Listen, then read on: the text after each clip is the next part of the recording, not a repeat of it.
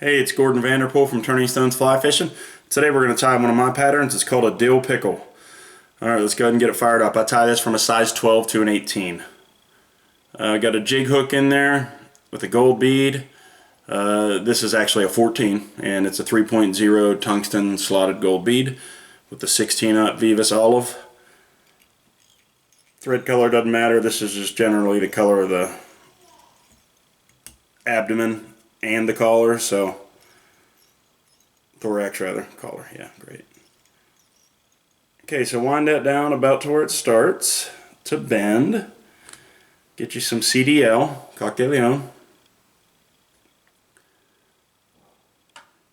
Some guys like to go sparse, you know, I like to get, especially on a pattern this size, 5 or 6 of them, get all the tips lined up. And I would generally measure the shank, but I'm pretty comfortable with how long I want my tail, so I don't really need to do that anymore. But if you're new, it's good to do. Good to do. Now I'm going to get this and wind it up a little bit. Gonna need to build a little bulk here, so it doesn't hurt to wind that up. There we go. Now we're going to wind right back down there to where that starts. Would be just about where the barb would be if this was a barbless hook.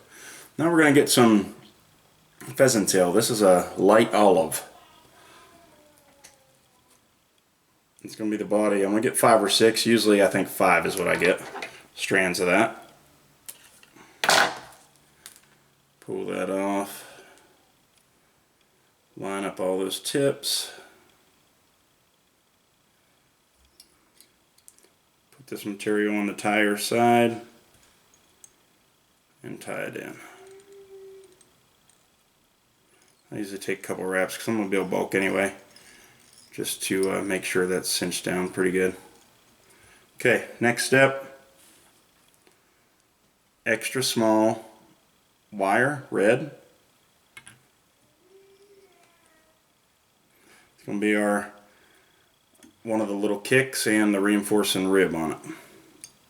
Lay this on the tire side and then just wind it up.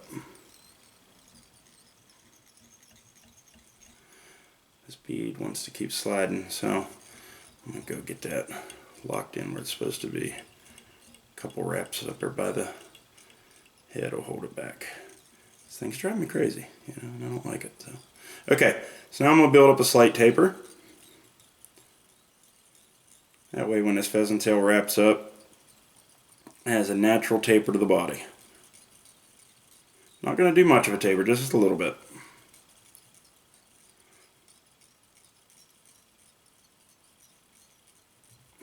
There we go, that's good enough. Then I'm going to get this hard as hull. Going to be a little protection for the body. These pheasant tail fibers are not the toughest things in the world, so they don't hold up well after fish munch on them. But this definitely helps. Okay, so now I'm going to get the fibers and wrap to me.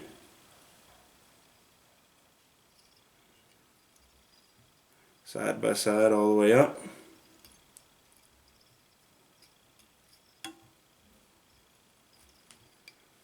Get that, make a little cross wrap over top.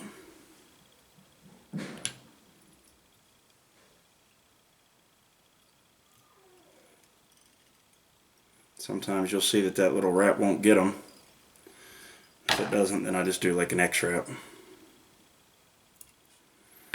over top to lock them all down. Good. Now I'm going to get the wire. I'll shoot up that body. Try to keep these pretty uniform.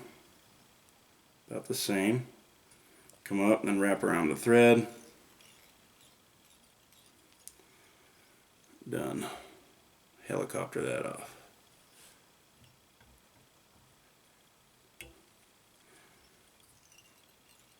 Okay, so now I'm going to make a dubbing loop. Couple wraps, then go around that. Couple more wraps. Around. And that's it. And get my dubbing whirl. Put it in there. Get a little bit of glue here. little tack to it. A little bit of dubbing wax never hurt anybody. I'm inconsistent. One day I do it, one day I don't. This is a dubbing blend I do. I'm going to use that. I'm going to slide this right up into where the dubbing loop starts onto the fly.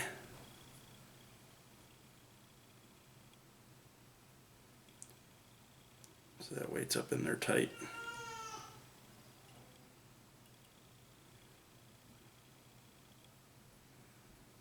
I'm not going to overdo this, but I want this to have a little spiky look to it, and this will definitely achieve what I'm looking for.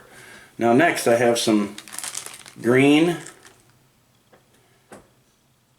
Select CDC that I have cut off the stem that I like to dub with. So that's what I'm using here. Gonna add that in just like dubbing. Then we're gonna pinch that thread down. Okay, now we're gonna grab it, let it hang on the finger, and spin away.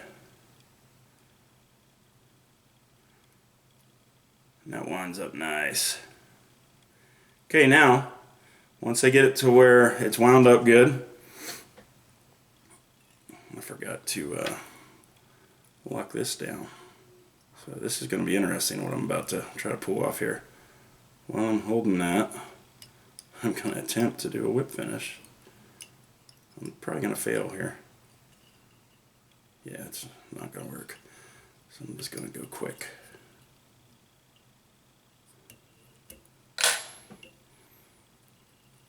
I don't want to lose all that spring that I gained there. Okay, so I'm going to give a couple more spins just to make sure. Okay, so now I see some of this dubbing's a little bulky in places on this rope. I'm not going to mess with the CDC, but some of the dub just got a little bulky. I'm going to pick it off, so that's what it looks like. Okay, and now I'm happy with that. So now I'm going to start wrapping right behind this thing. And then when I start building up some dub, every wrap I'm going to preen it backward towards the tail. Just like if you were palmering a body or a collar. I'm going to do that with all of them. Even when I get into the CDC, you just palmer a little lighter because you don't want to pull the CDC fibers out.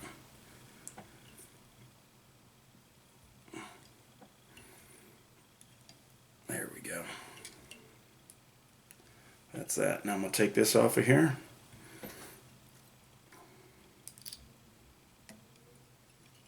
Little capture, round that a couple times, and that's it. So now we're going to sneak in here, cut that off, and I'm going to whip finish.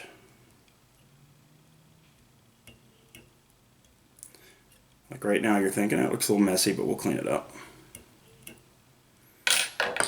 I want it to have a nice little look. That's, I think, part of the reason this now works so well for me. So I get it, then I'll preen it all back like that. Get some of the longer ones out of there with that stage. Get the dub picked back here. There we go, that's about it. You could play with that as much as you want to get it to look the way you want it to look. But that's what I'm looking for right there. That's a dill pickle. It's a good fly for me. Let me know what you think of it. Appreciate you watching. Thanks for all the support I'm getting. If you haven't subscribed to my channel, please do. Like and comment and share the videos. Keep an eye out for the fly shop. It's coming in the next couple months. Thanks again. Take care. Bye-bye.